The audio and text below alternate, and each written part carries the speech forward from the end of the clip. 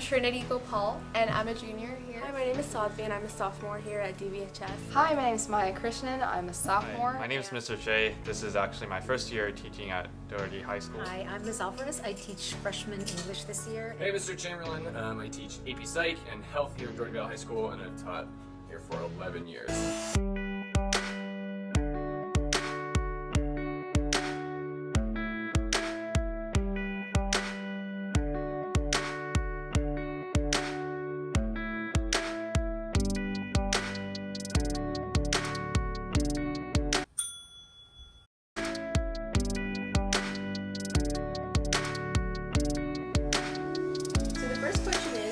I believe that pineapple belongs on pizza.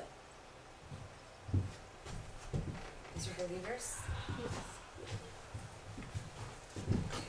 It's like the perfect amount of like sweet and savory. And it's like crunchy texture, right? And it's juicy, like it's got it all. So I'm supposed to adjust my point, right? So why would you put something really acidic on a pizza? And I really just don't think the flavors mix very well at all. Because you have something acidic and sweet and you mix it with something like heavy and creamy. So Are you worried that chaos will ensue if we allow yes. pineapple on pizza? Yes. Then, okay. You know, before you know it, you're gonna have spiders on pizza. Okay, now let's start the actual discussion. Alright. I believe that stress affects Dougherty more than it does other high school campuses.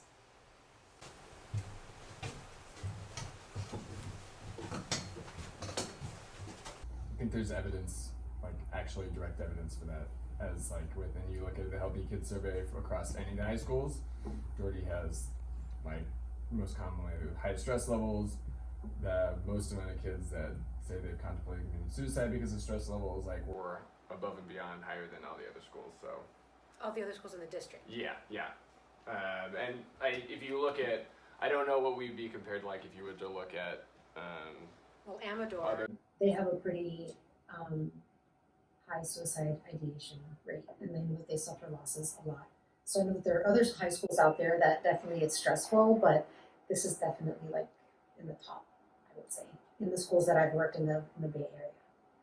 So personally, I think that my friends here are more academic based, but I have other friends from different schools, but they don't seem to be as academic based as Dougherty. Yeah, I was just talking about that with my friends, like in the movies and like books and everything. People are like hanging out after school and not worrying about like their chem tests and not like studying every single night instead of socializing. And I was like, oh, that's so cool. I can't wait for high school. And then we come here and like all we ever do is like study. The main like discussion, if we're like in doing It's lunch always or homework, has that chem something to test, do- what'd you get? yeah. Yeah, it's always that. it revolves around something that has to do with school.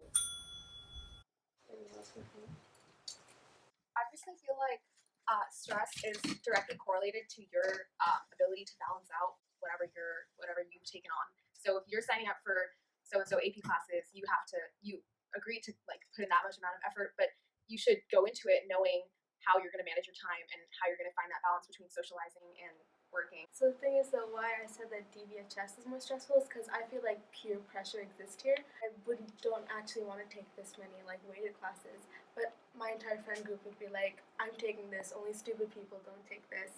And then I know that peer pressure shouldn't like affect me, but like in reality though, I just feel like I should do what they're doing.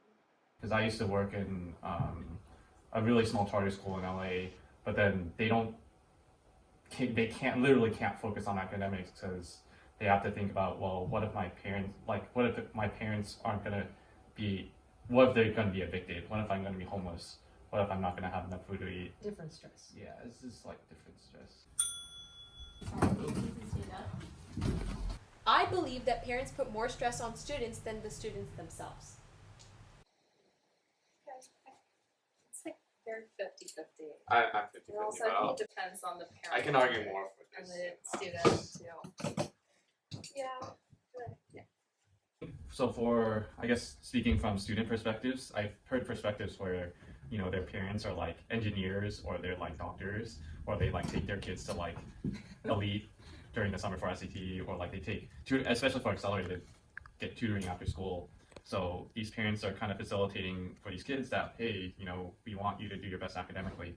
And it does put pressure on the kids because they know they have to perform at a certain level. Want to go or? Go ahead. Okay. I think the 50-50 thing is an interesting point, but I kind of agree with that, but I'm going to go more on the side of that. It's more on the students. You talked about it earlier. You talked about peer pressure, about how like kids are talking about, like, well, I'm taking these classes. Why aren't you taking these classes? Like, there's this culture here, and however it got created, it's permeated through like consistently year after year, where it's like, well, if you're not in junior taking 6 or 4 AP classes, like, how are you going to get into the best colleges? And so, while parents obviously play a large role, I think the student culture here plays an even bigger role and just magnifies the parent pressure even more than it already is. So you listed a bunch of reasons on like how people like skip their summers and stuff. I literally fell into every single category. I think it's just a fear that's like stitched into me that I have to do well.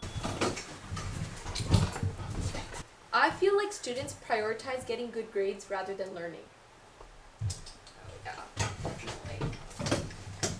I'll stay here since I'm 50-50. I particularly feel this. I love Spanish. It's like one of my favorite subjects. And just in general, I like school. I love learning. I'm not really here to get A's and to like go to college. I'm here because I like it, oddly enough. So like I'm in Spanish class, and a lot of people in Spanish class are taking it because they need like a language for a college. But there's like a lot of kids in there who like figure out, oh my God, you're good at Spanish. Can I copy off you? And they do it because they know I know the answer, and they're just too lazy to do it. They're like, oh, I'm just in this class so that I can please my parents, and then I'm just gonna get out after 3 years, and then hopefully that'll be enough, and then I'll just do whatever. Yeah, that's the impression that I get, is that my students are making the most efficient use of their time. Yeah, that's So it's just a very coldly calculated, how much is this worth, so that I can prioritize the X number of minutes that I have in the day and how I'm gonna use them. And it's heartbreaking, but I get it. I understand that they've got all these other priorities, and that comma splices might not be like the top of their list of things to understand. I'm gonna be honest. There's a couple of times that I've cheated before, but I've never felt guilty about it because all I really want to do is my grades. That's what I'm focusing on, and I'm not really here to learn. I love Spanish too, and there's like specific classes where you're just so involved in it that you just like want to listen and you want to do it. But there are other classes that I just tune myself out if it has nothing to do with the test or anything upcoming. I approached the question differently, and I thought about it more about like, why did I go into this profession?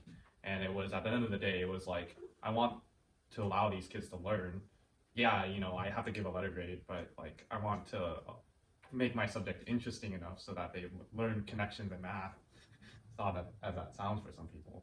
I think for me and my peers, a lot of it is we all have subjects that we like. So for example, a couple of my friends really like computer science, and so they take the class, and a lot of the learning they do is outside of school with their own exploration because they're actually interested. You're going to be motivated if you enjoy it, right?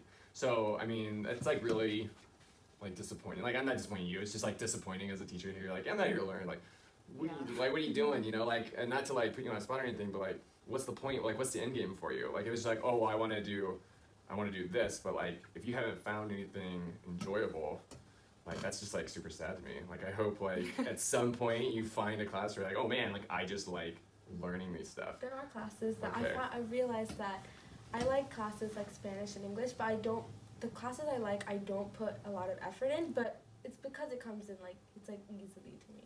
You're like flipping words like, oh well, because you're like, oh well, English is easy for me, but it's easy because you enjoy it, right? Yeah. So okay, I think we were just misinterpreting it. And don't ever apologize for just being that person who just likes to learn. Don't ever do that. Okay. Or Don't just like yourself for being the person like, yeah, I just like being here, guys. Like, taking tests.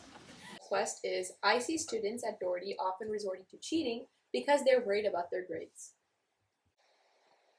I'm just gonna stay seated. I live in a bubble. So like I have not cheated, not in high school. I did like in elementary, only selling tests.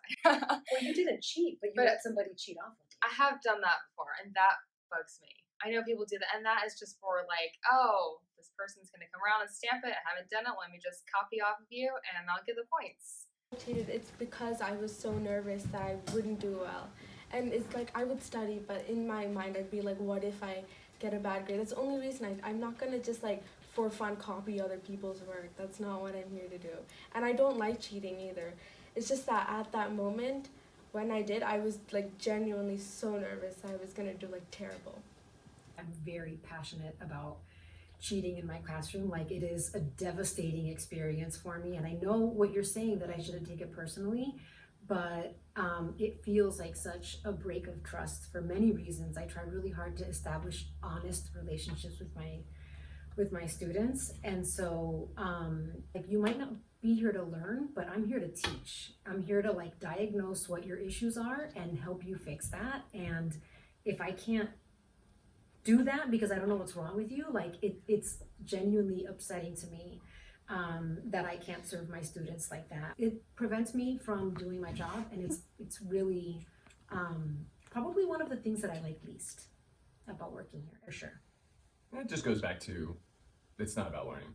Like the idea that it's about the grade. And the end result is the most important aspect, and that's why there's rampant cheating. If it was about learning, there wouldn't be any cheating. I feel like AP teachers need to be more understanding of other responsibilities that students have. This is one kid that doesn't take AP. Okay, I personally feel like teachers in general, like I know most of my teachers are friends with teachers from like other subjects. So I feel like in general they do have like a pretty good knowledge of like when tests fall and when like other people's, obviously they don't know it like fully, but they know like a general idea.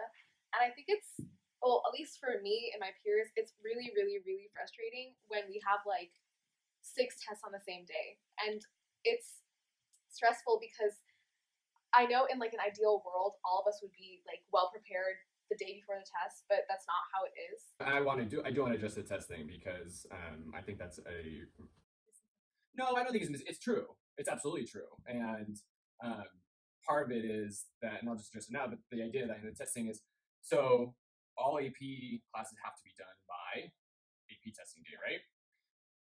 We basically, then all of us, all the AP teachers, and I'm one of them, have the exact same deadline, which means, and most of us have pretty much around the same amount of units, which means we have to pace pretty much all the same.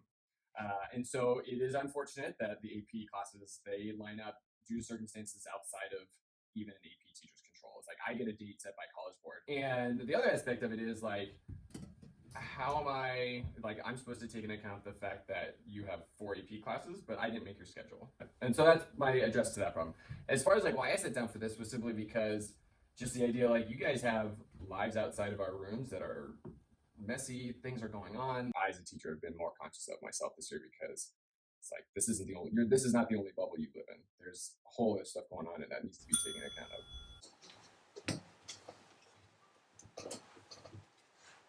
I totally get what you're saying about like 4 tests on one day. Like, I only have 1 AP class because I'm a sophomore, but it's like tough to have everything due Friday. It's like Thursday night, no one ever sleeps because everything's due Friday, and then you didn't do anything from Wednesday because we have Thursday, right? And then Thursday comes, we're like, oh no, everything's due Friday. When I was standing there, I started like thinking about my freshman year. I don't take any APs, but that doesn't mean I don't take honors classes. I do take honors classes. But the reason why I take honors classes is because I feel like if I take no rated, I will be considered stupid.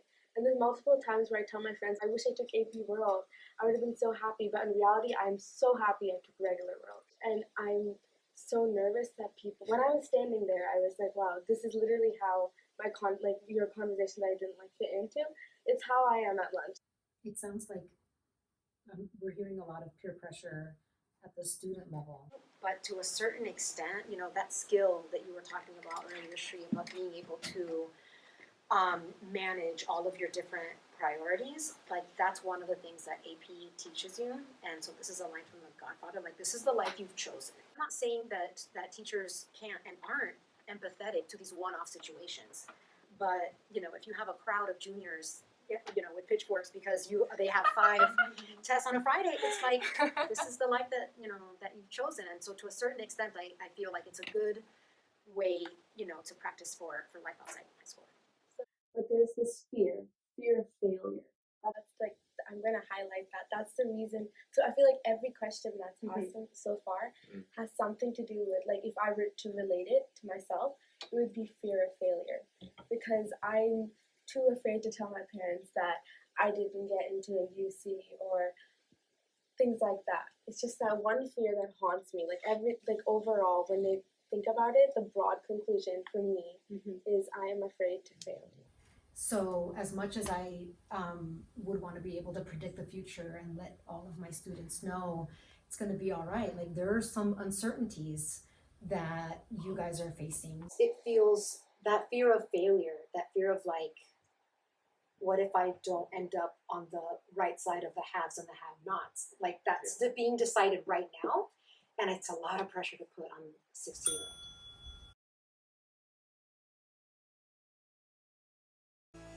Biggest takeaway today is, I guess, that like the students that were in the discussion and seemed overall tend to have the same feelings that I do about stress and how it's permeating through Dougherty Valley, which is what's always interesting to me. I always thought it was kind of, we had opposite views. The biggest takeaway from this discussion that we had is that stress is a complex thing, but I think we've identified some of the root problems and causes of it, and now I think we can go forward and try to find a solution for it.